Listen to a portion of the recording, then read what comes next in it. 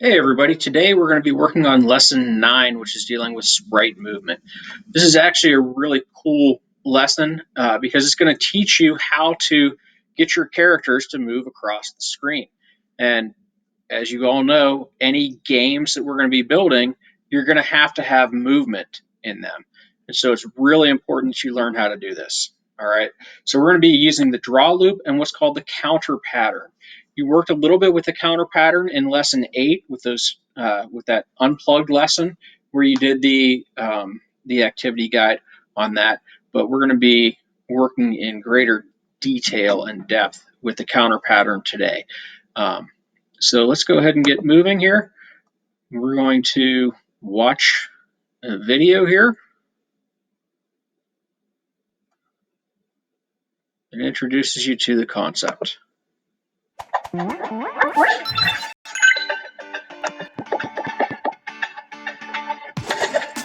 can animate with sprites too. To do this, you'll need to update their properties inside the draw loop using the counter pattern. For example, this program creates a sprite called MySprite. Then, inside the draw loop, it uses the counter pattern to increase the sprite's X position by 1 in each frame. This makes the sprite move smoothly across the screen. Adding a second sprite to a program is easy. You just use the create sprite command again. This program animates 2 sprites called Sprite 1 and Sprite 2. Sprite 1 uses the counter pattern to move across the screen by adding 1 to its X property. Sprite 2 moves down by adding 1 to the Y property on each tick of the draw loop. Okay, so if you take a look here, line 13, here, right, line 13, sprite1.x gets sprite1.x plus 1. That is the counter pattern. It's counting up by 1 each time it runs through this draw loop. Okay, so it draws it at sprite1.x. Let's see where sprite1.x here is at 50. It'll draw it at 50 the first time, and then sprite1.x equals sprite1.x plus 1. So the next time it draws it, it's going to draw it at 51, and then 52, 53, 54, 55. Counting on up, moving across the screen. So that's what's making your thing move across the screen. X is getting bigger. Remember, your X0 is on the left side of your screen. X400 is over on the right side of it. Y0 is at the top. Y400 is at the bottom. So if you are making your Y get bigger, so it's going up by 1 here, the Y is going up by 1, that's going to move it down your screen. So that's how that works, okay? That's the counter pattern, and it has to happen inside of the draw loop. These sprites have lots of other properties, but our program only needs to deal with the ones that are changing. Sprites already help you write more readable programs, and they are going to be extremely helpful and powerful tools for making fun games and animations. So stay tuned.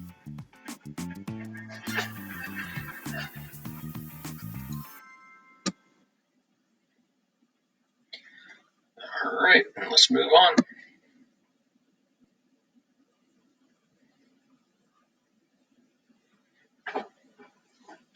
Bubble 3 is a prediction level, so I'm going to have you try to figure out what that code is going to do on your own. Just predict what you think is going to happen when you read that code, type it into the box, and then see if it does or it doesn't. Okay, and here we are on bubble 4 now. All right, so sprite movement. Using the counter pattern, you can write programs that animate sprites smoothly. So here you see our plane is smoothly moving across the screen. Adding to or removing from a sprite's X or Y property in the draw loop makes your sprite move just a bit each time it's redrawn. So we're going to make our program here animate like the image to the right. So we got to get a plane that's going to move from left to right. Okay, we've already added the line to update plane.x in the draw loop, but it needs to be finished. So here's the plane.x line that they added, and we need to finish this line of code in order to make our plane move across the screen. So what are we going to do here? With the counter pattern, we're taking plane.x, and we want to make that be equal to plane.x again, right? Plane.x equals plane.x plus the number. And we can make it, it's going pretty slow, so let's make it 1 and see how that looks. It might need to go bigger. The bigger this number is here, the faster it's going to be moving. So if we go plane.x equals plane.x plus 1, and we run that, it looks like it's moving. Okay, looks like it's moving at about the same speed. We want to speed this thing up. We can come over here and change that 1, and we can make it 4. And we'll see our plane should be going 4 times faster than it was before. So that makes it move faster when we go with larger numbers in our counter pattern. Again, we have to be adding to the x in order to make the plane's x here. It gets starting over at 50, and then it goes up to 54 right now because we're adding 4 each time it draws through the draw loop, and then 58, 62, so on and so forth, moving across, which moves it faster than if you had the 1 down here, which would make it move at, one time through the loop, it's drawn at 50, the next time it's drawn at 51, and then 52, 53, all the way across the screen. So that's how this is working, okay? We got that done? Let's move on.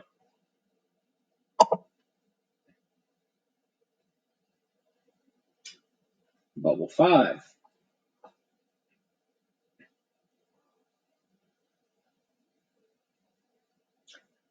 Moving to the left. So now we have a fly that we need to move from right to left.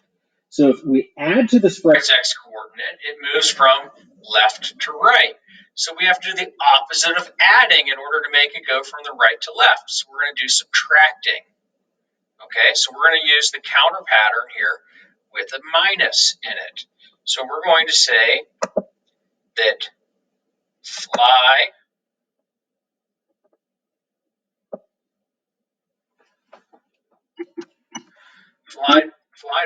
here, right? Fly.x gets, and we're going to go to our math, and we're going to put a subtraction box in here. And it's easier sometimes to just type this. You could go up to sprites and click and drag the sprite.x and change the name to fly, but we could also just type it in, and you'll see that it changes it into a block for us. And we want it to go, let's say, -2 each time, so it's not going super slow, but not going super fast either. So fly.x equals fly.x -2, and we run that program now, and we see that our fly is moving across the screen, maybe a little bit slower than what it had up on the example. So maybe we'll change this to make it -3. And reset and run. And that looks pretty good to me. Okay. So there we have it.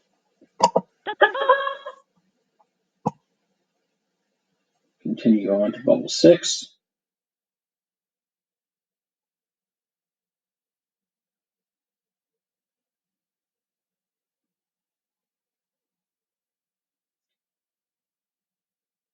So bubble 6, we have a program. We need to predict which of the following animations are going to be produced.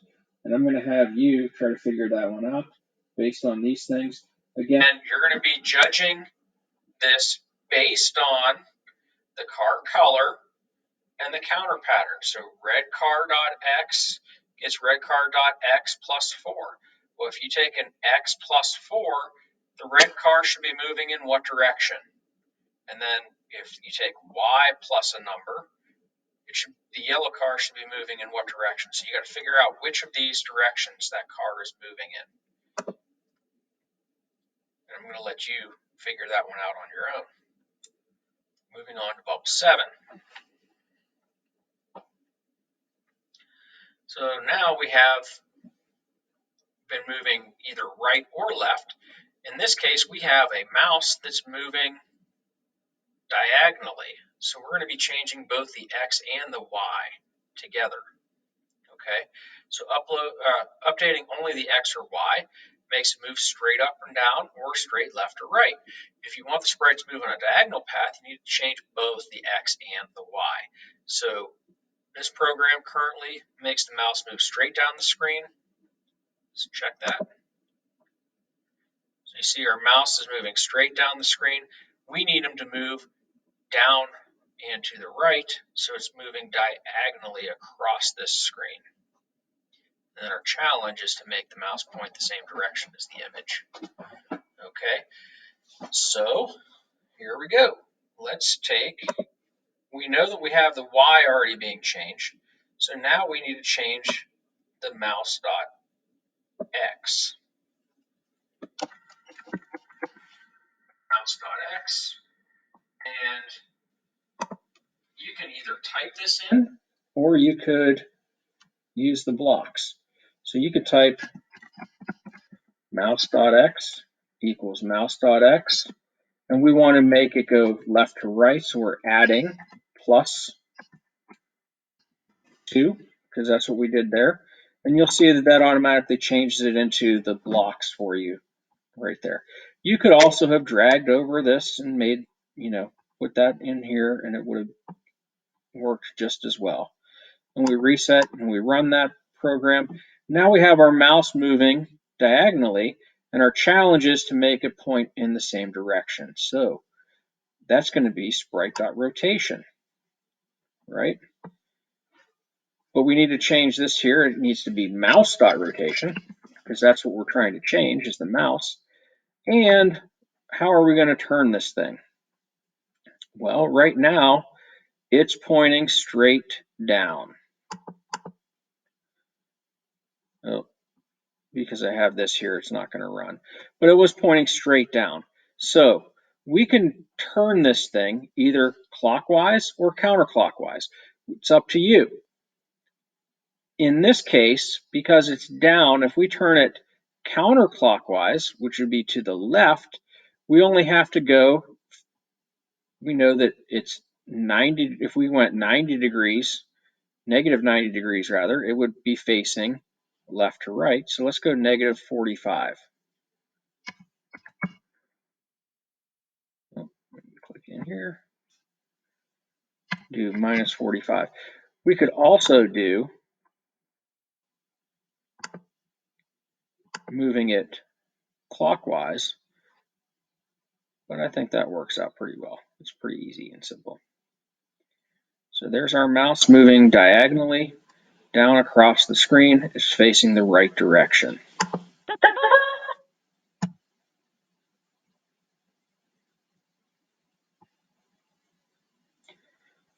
Moving on, bubble 8.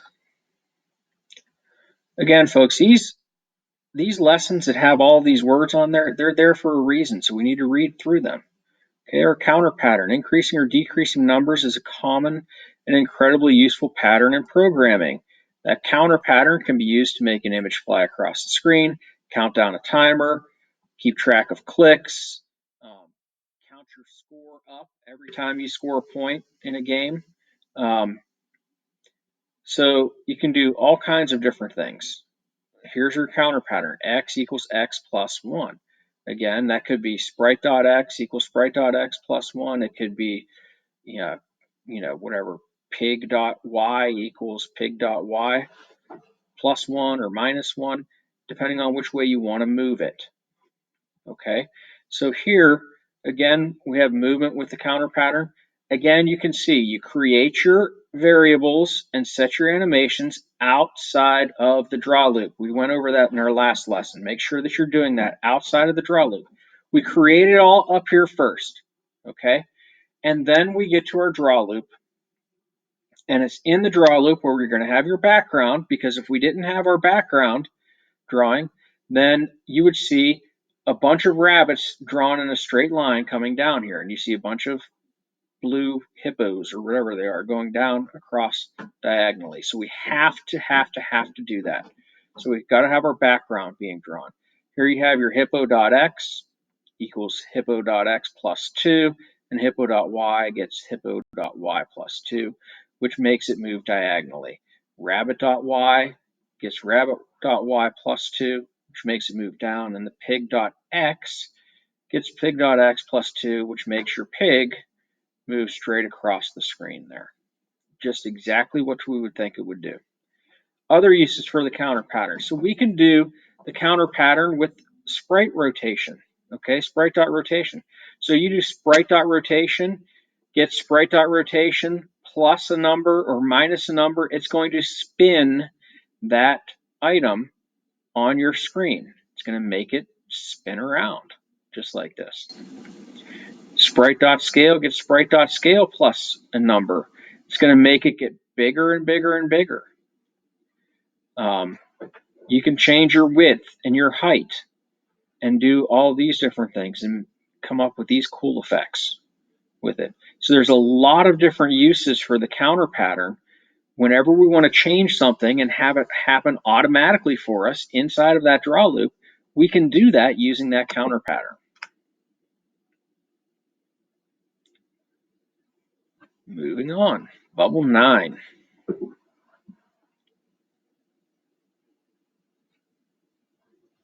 All right, so bubble 9, watchers. Watchers are a useful tool for debugging programs. So you have a problem with something and you're not sure what's going on, you can read the program and predict what the program's going to do, then run the program to check your prediction, and then look at the watchers. So your watchers are down here in this corner. We can increase that a little bit. We can come up here with our code. So let's take a look at this code here. So it creates a variable, right, of pan. Pan is your variable. It draws a pale green background. So you would think, okay, we're going to see a green background. It's going to be like a light pale green. Pan.rotation gets pan.rotation plus 1. So it draws a pan, which you would think is a picture of like a frying pan, right?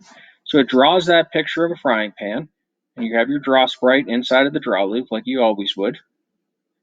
So we could assume that this thing is going to come up with a picture of a pan that's going to be spinning around. So let's check and see. So there's your frying pan, and it is rotating around and around and around. And down here is your watch. So you can see what the rotation is down here. Pan.rotation is at 250, 260, 270, 280, 290. So it's counting up. You can see that. You can see the pan's X is 200 and the pan's Y is at 200 as well. So it's in the center. 200, 200 is the middle. So this watch down here is just keeping track of wherever the pan is. And you can see that it keeps counting up. These, by the way, the rotation is by degrees. So 360 would be one full rotation around. And this has been around more than twice now because it's over 720.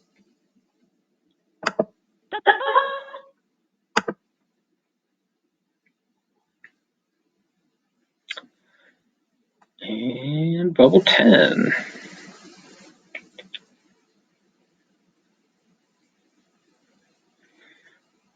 So debugging, watching the counter pattern. So let's practice using watchers to debug your code. This program should move the motorcycle from the bottom left to the top right, like the image to the right. So you see this motorcycle moving from the bottom left to the top right. Okay. Unfortunately, the motorcycle moves off the screen too quickly to see what's going on. So we hit run and it's gone. Well, what happened here? You know, reset, run. Oh, motorcycle was there, then it's gone. It disappears. What's going wrong with our code? Well, we can take a look down here at the watch. If I extend this up a little bit, you can see the cycles X is at 2,700 now. Cycles Y is at 3,600, 39, 41, 42, 43. So the cycles Y keeps getting bigger and bigger and bigger, right? Is that what we want to have happen when we're starting with the cycle down here? Well, if the Y is getting bigger, what direction is it moving? If we show our grid, you see that Y0 is up at the top, Y400.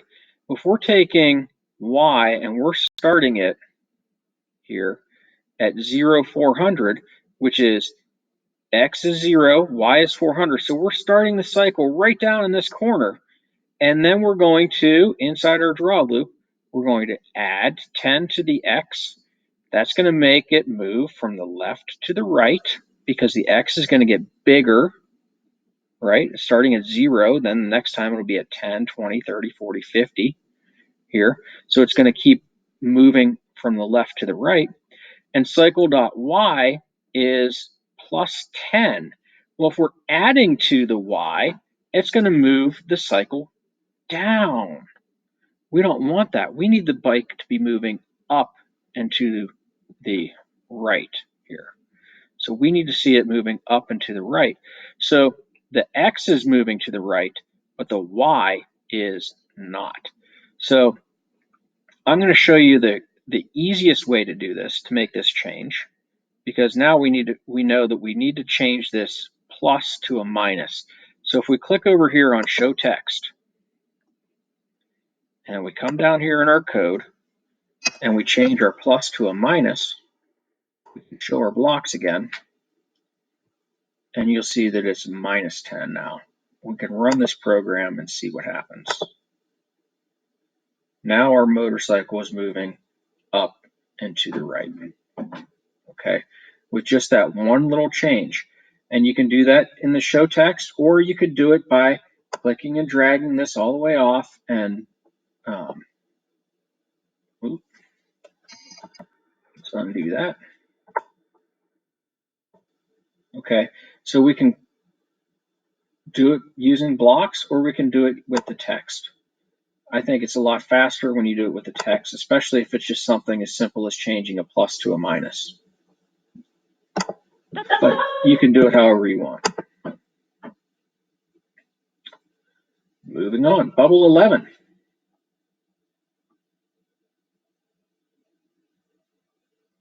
don't know why this is going so slow today. All right, so here we are, bubble 11. Now we've got our fish. Let's move this down a little bit so we can see more instructions. Okay, using the counter pattern, make all three of the fish move as in the image on the right. The blue fish should move the fastest, the green should move the slowest. Okay, so you have a fast blue fish, a medium orange fish, and a slow green fish, and they are all moving right to left. So that means the X needs to get smaller on those. Okay, so let's see what we've got so far here. We run this, and we see our orange fish is moving, the blue fish and the green fish are staying still.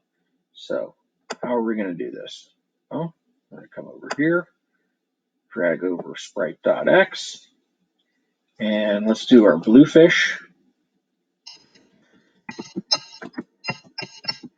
Remember, we have to spell this exactly the way it is up here, okay?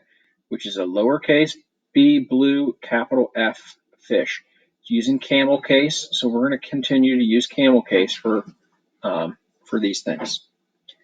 And that's going to be, now we need a math symbol, and we're subtracting again because we want the X to get smaller for our blue fish. And you can just type in bluefish.x, or if you wanted to, you can go over to sprites, drag in your sprite.x, and then type your bluefish.x minus, and we want this to be faster than the orange fish. So let's make that a 5. So it's going to be a lot faster. You can reset and run this. And there you see the blue fish is faster than the orange fish, but our green fish still isn't moving. Another way that we can do this is we can take and highlight this, Control C to copy, move our little black highlighter there to that spot, and Control V, and then we just have to change our name here to green fish, and we have to change that in both places.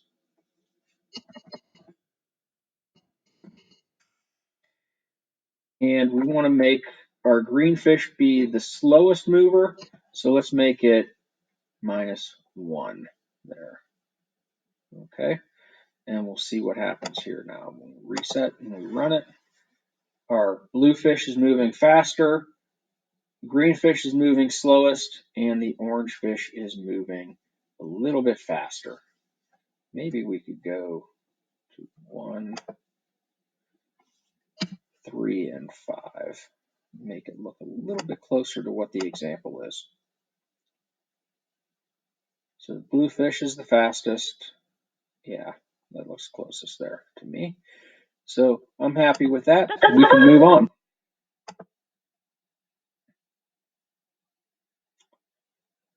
And that brings us to bubble 12. Bubble 12 is still using the counter pattern, but this time we're doing it with rotation. So rotation direction. When you use the counter pattern for the rotation property with addition, the object will always rotate clockwise. So the rotation with a positive number is going to rotate clockwise. A negative number is going to move counterclockwise. Okay, so you can do either positive numbers or negative numbers, or you could do addition or subtraction for these. Either way will work for this code. So you could do plus a negative number, or you could do minus a number to get it to go counterclockwise. So here we have 3 gears set up. So we have blue gear, green gear, and red gear. They're already drawn for us in the right places. So we're not going to have to move them out of their location at all, but we do need to make them rotate in the place that they are in. So we need to make the gears rotate so they look like they're working as one system. So the red gear is moving clockwise, the blue gear is counterclockwise, and the green gear is clockwise. Okay, so they're not all going to be moving in the same direction. So let's click on sprites and scroll down here. Get a little bit more room for our code. And here we have sprite.rotation. We're going to put this in here. And we'll start with our red gear, because red gear is on the top. Okay. Red gear, capital G in gear, has to be spelled exactly the way it was when it was created the first time. Okay. So red gear.rotation gets, we're using the counter pattern again, and we want it to go clockwise. So we're going to be adding clockwise. Adding moves it clockwise. And we're going to come up here again and do red gear.rotation.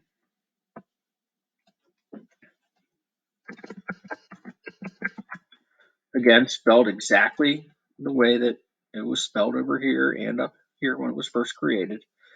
And let's do +3. We'll see how that speed works for us. Okay, now our next one, I'm just going to copy this, highlight it, Control C. You can do this in the text. if you wanted to.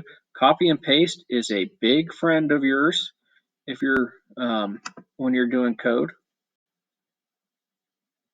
We use it a lot. Okay, and you see I got the black highlight thing down to that gap there. That's where I wanted to paste this in. And I'm going to paste that actually twice. Okay. So here I have red gear rotation 3 times, but I don't need to do that. I want to change my blue gear next. So let's change this code here to blue gear.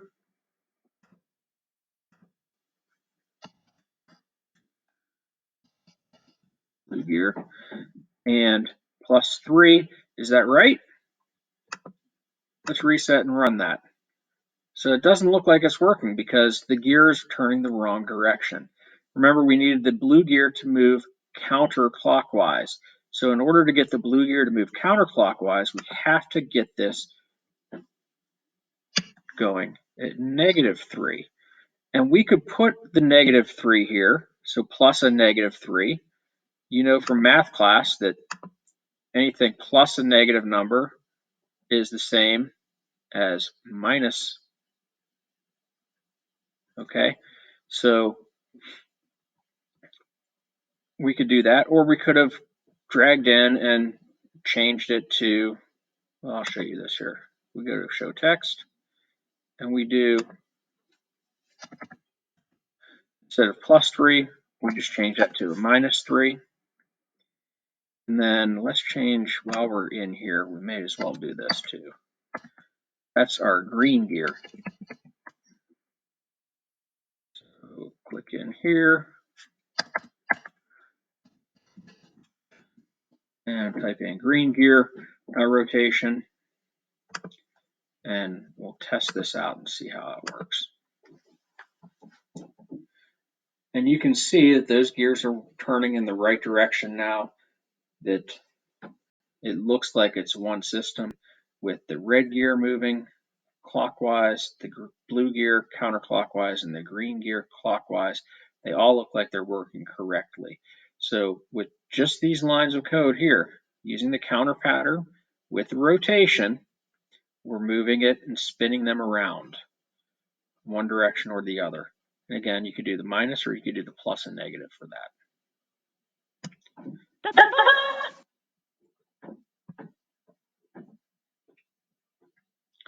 And we're moving on to bubble 13 here, which is debugging with watchers. When you try to debug a program, it's useful to keep track of the current value of a variable or a sprite property as the program runs. And that's done in this watch section down here in the bottom.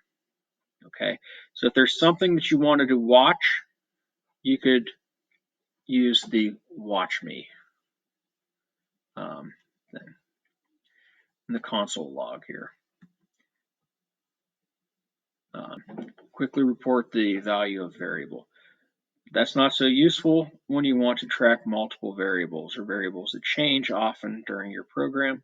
So that's what the watcher is for. It's a debugging tool. It watches a variable while the program runs, making it easier to see what you're doing. So if you have something that's just not making sense to you, like the motorcycle that was disappearing because you had your Y, you were adding to your Y instead of subtracting from the Y, that watcher can help you with those things. So you can add watchers for any variable or object by typing the name of the variable in the box and clicking the blue add button.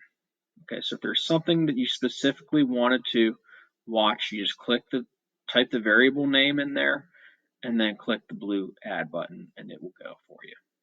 All right, so that's watchers. You may need to use those from time to time. You may not, depending on how well you write your code originally. But here we go with bubble 14 and 15. These are on your own as a part of your own individual project. So I'm going to let you be as creative as you can with those things. And I hope you have a great day. and we will see you later with the next one.